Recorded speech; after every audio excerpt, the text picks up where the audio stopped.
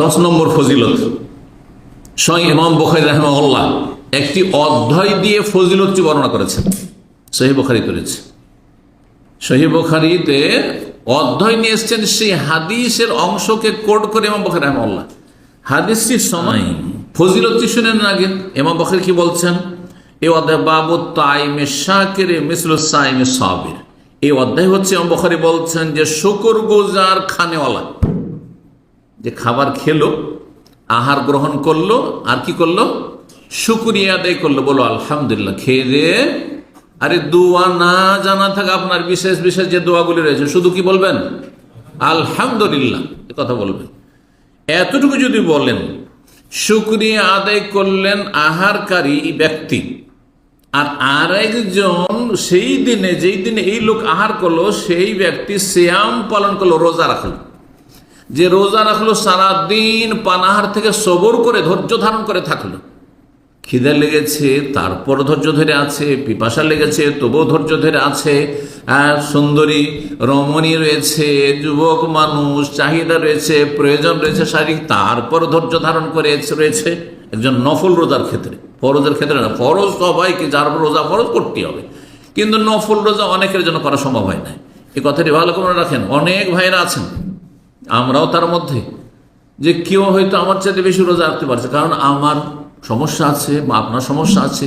রোজা রাখলে কি হয়? মাথার ব্যথা শুরু হয়ে যায় কারো কারো, আবার রোজা রাখলে অনেক সময় পেশাবের জ্বালা শুরু হয়ে যায়, বা স্টোনের সমস্যা হইতে পারে গরম দেশে, অথবা রোদরে কাজ করতে হয়, ছোটাছুটি করতে হয়, উপায় নেই, আর এটা আমার সম্ভব হয় না। আর আরেকজন অফিসে আরামসে বসে থাকে, অথবা বাড়িতে বসে থাকে, রিটায়ার হয়ে বসে আছে, রোজা রাখছে। একজন রোজাদার যে ধৈর্য ধারণ করলো পানাহার থেকে আর যৌনাচার থেকে, এর ফজিলত। আর আরেকজন ব্যক্তি রোজা রাখতে পারছে না, নফল সোমবারে, বৃহস্পতিবারে বা সওয়ালে 6 রোজা রাখতে পারলো না, ইত্যাদি ইত্যাদি, এইসব রোজাগুলি, নফল সুন্নাত রোজাগুলি রাখতে পারলো না। সেই ব্যক্তি খাবার খেলো দিনে 3 বার করে, কিন্তু যখনই খেলো, যখনই পান করলো, তখন বললো আলহামদুলিল্লাহ, সমান সমান নাকি? সুবহানাল্লাহ। জি, আমল করবেন। যা রোজা রাখতে পারছেন না, খাচ্ছেন, কি করব? আল্লাহ পারছি না। আমার সাথে আশেপাশে অনেকে সোমবার বৃহস্পতি রোজা রাখছে, অনেকে 6 রোজা রাখলো, আমি তো পারলাম না। আল্লাহ, আপনি শুকরিয়া আদায় করেন, সমান নাকি পেয়ে যাবেন। স্পষ্ট হাদিস। এই হাদিসের দিকে ইঙ্গিত করছে ইমাম বুখারী রাহিমাহুল্লাহ অধ্যায়ে সেই অংশটুকু নিয়েছে, হাদিসের অংশ। হাদিসটি শুনিয়ে দিই। আবু হুরায়রা রাদিয়াল্লাহু তাআলা বলছেন, ক্বালা রাসূলুল্লাহ সাল্লাল্লাহু আলাইহি ওয়াসাল্লাম বলেন, আত-তাইমুশ শাকির কাসাইমিস সাবির। কোন রিওয়ায়াতে কাসাইমিস সাবির রয়েছে, কোন রিওয়ায়াত বিমানজিলাতিস সাইমিস সাবির, মানে একই অর্থ, কাছাকাছি এইভাবে রয়েছে। কোন রিওয়ায়াতে রয়েছে মাসাল, কামাসাল, এইভাবে রয়েছে আস-সাইমিস সাবির। মুসনাদ আহমদের হাদিস, তিরমিজি, ইবনে মাজাহ, মুস্তাদরাক হাকিমের হাদিস। আল্লামা আলবানী সহিহুল জামের 3942 নম্বরে হাদিসটিকে সহিহ বলেছে, সহিহ হাদিস। আত-তাইমুশ শাকির, শুকরগুজার, আহার গ্রহণকারী, খানেওয়ালা, আর আরেকজন ধৈর্যশীল রোজাদার, তার মতো। এই লোক এই লোকের মতো পেট করে খেলো সারাদিন, কিন্তু আল্লাহ শুকরিয়া আদায় করে আলহামদুলিল্লাহ পাঠ করলো। যখনই খেলো, যখনই পান করলো, আলহামদুলিল্লাহ। আর এই ব্যক্তি সারাদিন রোজা রেখেছে, ধৈর্য ধারণ করেছে, সমান মিশলো। সমান। নবী সাল্লাল্লাহু আলাইহি ওয়াসাল্লাম বলছেন কাসাইমিস সাবির। 10টি পুরা করে দিয়েছি, যে ওয়াদা করেছিলাম।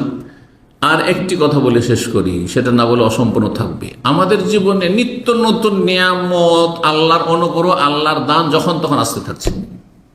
যারা চাকরিজীবী, হঠাৎ করে বেতন বাড়ল, এ মাসে আপনি ওভারটাইম পেলেন, মোটা অঙ্কের, অথবা কমিশন পেলেন, অথবা আপনার প্রতিদিন কিছু না কিছু খুশির খবর আসতেই থাকে।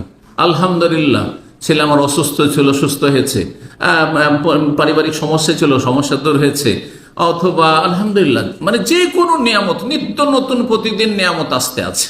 ছেলেটা মাশাআল্লাহ ভালো রেজাল্ট করেছে, তারপরে এই হয়েছে, সে হয়েছে, ছেলেটা অমুক এতে ইউনিভার্সিটিতে চান্স পেয়েছে, অথবা অমুক জায়গায় চান্স পেয়েছে, ছেলেটা হাফেজ কোরআন হয়েছে, আজকে পাশ করেছে, ইত্যাদি। যে কোনো নিত্য নতুন নিয়ামত যখনই আপনি দেখবেন যে আমার জীবনে এসেছে, তখনই আল্লাহর শুকরিয়া আদায় করবেন।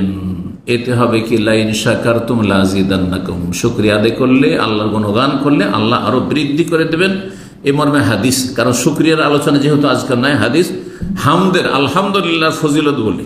যে কোনো কিছু আসলো আলহামদুলিল্লাহ, আজকে আমার বেতন বেড়েছে, আলহামদুলিল্লাহ আজকের নিয়ামত যে আজকে আমি দাসটায় আসতে পেরেছি। অনেকে আসতে পারেন না, পাশে আছে, সামনে আছে, কথা বুঝতে পেরেছেন, সেন্টারে চাকরি করে, নসিব হয় না, আপনি দূর থেকে আসতে পেরেছেন, বলুন আলহামদুলিল্লাহ আমি সহি সালামত আসতে পেরেছি। আনাস রাদিয়াল্লাহু তাআলা বলছেন, ক্বালা রাসূলুল্লাহ সাল্লাল্লাহু আলাইহি ওয়াসাল্লাম, রাসূলুল্লাহ সাল্লাল্লাহু আলাইহি ওয়াসাল্লাম বলেছেন, আনাস বিন মালিক রাদিয়াল্লাহু তাআলা, নবী সাল্লাল্লাহু আলাইহি ওয়াসাল্লাম 10 বছর খাদ্য তিনি বলছেন, ক্বালা রাসূলুল্লাহ সাল্লাল্লাহু আলাইহি ওয়াসাল্লাম, রাসূলুল্লাহ বলেছেন, মা আনআমাল্লাহু আলা আবদিন নি'মাতান, কোন বান্দার উপর আল্লাহ যখন কোন নিয়ামত দান করেন বা দিয়ে থাকেন, কোন বান্দাকে অনুগ্রহ করে থাকেন, ফাকালা, যে কোনো নিয়ামত আসল, নিত্য নতুন নিয়ামত, আজকে এটা পেয়েছি, এই সপ্তাহে এটা হয়েছে, এই মাসে এটা পেয়েছি, ফাকালা, তখন বলো আলহামদুলিল্লাহ। কি বললো? আলহামদুলিল্লাহ। যখন আলহামদুলিল্লাহ বললেন, ইল্লা কানাল্লাযী আতাহু আফযালা মিম্মা আখাযা, আল্লাহ যদি আমার আপনার থেকে কিছু নিয়ে থাকেন, মানে কিছু ঘাটতি কমতি অসুখ বিসুখ বিপদ আপদ আছে, তার চাইতে অনেক বেশি উৎকৃষ্ট সেটা হয়ে যায় যখন আপনি তার উপর আল্লাহর হামদ করেন, আলহামদুলিল্লাহ বলি। তার মানে আল্লাহ তুমি অনেক কিছু নিয়েছো, কিন্তু অনেক কিছু দিয়েছো, আলহামদুলিল্লাহ। তখন হবে কি, যে আপনার যেটা ঘাটতি হয়েছে তার চাইতে অনেক বেশি বেনিফিট, অনেক বেশি লাভ এতে হয়েছে। তার একটা দিক হচ্ছে আপনার বালা মুসিবতগুলো হালকা হয়ে যাবে, আস্তে আস্তে বিপদ আপদ দূর হয়ে যাবে, ঝুঁকি টেনশন যা আছে দূর হয়ে যাবে। ইবনে মাজার 3795 নম্বর হাদিস, আল আলবানী সহিহুল জামের 5563 নম্বরে হাদিসটিকে সহি বলেছেন। ওয়াইন তাউদ্দু নি'মাতাল্লাহি লা তুহসুহা, আল্লাহর নিয়ামতকে যদি গণনা করো শেষ করতে পারবে না। কত নিয়ামত প্রতিদিন আসছে, ঘুম হয় না অনেকের, প্রতিদিন ঘুম হয় না। আজকে আলহামদুলিল্লাহ ঘুমটা হয়েছে, শরীরে স্বস্তি আছে, মন মেজাজটা ভালো আছে, নিত্য নতুন নিয়ামত না, আজকের এটি নিয়ামত, আলহামদুলিল্লাহ আজকে ঘুমটা হয়েছে, আলহামদুলিল্লাহ খুব ক্লান্ত ছিলাম, আলহামদুলিল্লাহ খুব শরীরটা খারাপ করছিল, আজকে আলহামদুলিল্লাহ সুস্থতা অনুভব করছি, আলহামদুলিল্লাহ। যে কোনো ক্ষেত্রে যখনই আলহামদুলিল্লাহ বলবেন, আল্লাহ সন্তুষ্ট হবেন এবং আল্লাহ রাব্বুল সে নিয়ামতকে লাযিদান্নাকুম, বৃদ্ধি করে দেবেন।